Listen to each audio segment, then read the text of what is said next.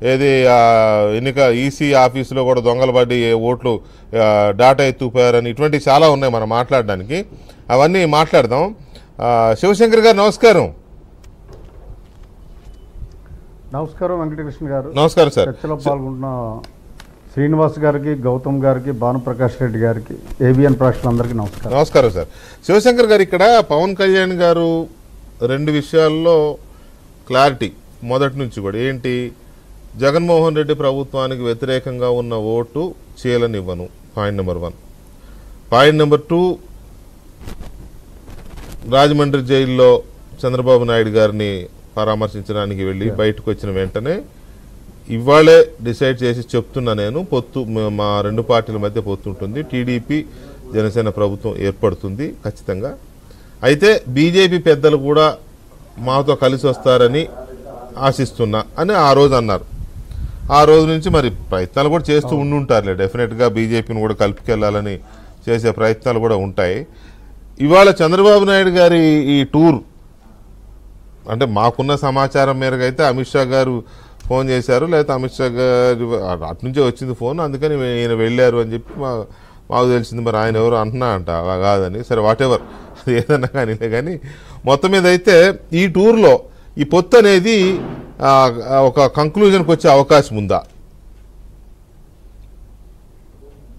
అంటే వెంకటకృష్ణ గారు మొదటి నుంచి కూడా పవన్ కళ్యాణ్ గారు విశాల ప్రయోజనాల దృష్ట్యా, రాష్ట్ర ప్రయోజనాల దృష్ట్యా, రాష్ట్ర ప్రజల దృష్ట్యా ఒక బలమైనటువంటి, ఒక సాపోయేతమైనటువంటి నిర్ణయాన్ని తీసుకున్నారు. ఏమిటి అంటే, ముందు ఈ రాష్ట్ర ప్రజల్ని రక్షించాలి, ఈ పరిపాలనా బారి నుండి, ఈ దుష్ట పరిపాలన నుంచి రాష్ట్ర ప్రజలను రక్షించాలి, అలాగే రాష్ట్రాన్ని కూడా రక్షించాలి. ఎందుకంటే రాష్ట్రం అధోగతి పాలైపోయింది, 20 సంవత్సరాల వెనక్కి వెళ్ళిపోయింది. ఈరోజు అన్ని రంగాల్లో కూడా వెనుకబడి ఉంది ఆంధ్రప్రదేశ్. అన్ని వ్యవస్థలు కూడా ధ్వంసం అయిపోయాయి.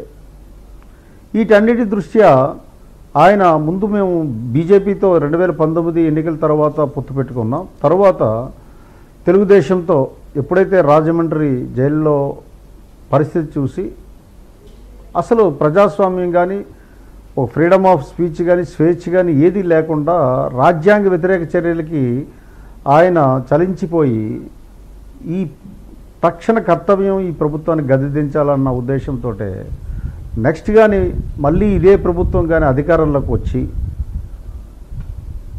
అధికార పార్టీ వ్యతిరేక ఓటు కానీ చీలి లబ్ధి పొందడానికి ఏ రకమైనటువంటి అవకాశం లేకుండా ఆయన ఒక ఏకవాక్య ఆలోచనతో, అంటే అధికార పార్టీ వ్యతిరేక ఓటు చేయకుండా ఉండాలనే దృష్టితోనే పొత్తు పెట్టుకోవడం జరిగింది. అయితే ఈరోజు చంద్రబాబు నాయుడు గారు ఢిల్లీ వెళ్ళడం ఒక మంచి శుభపరిణామం. ఎందుకంటే ఎలక్షన్స్ నోటిఫికేషను త్వరలో వస్తుందని చెప్తున్నారు.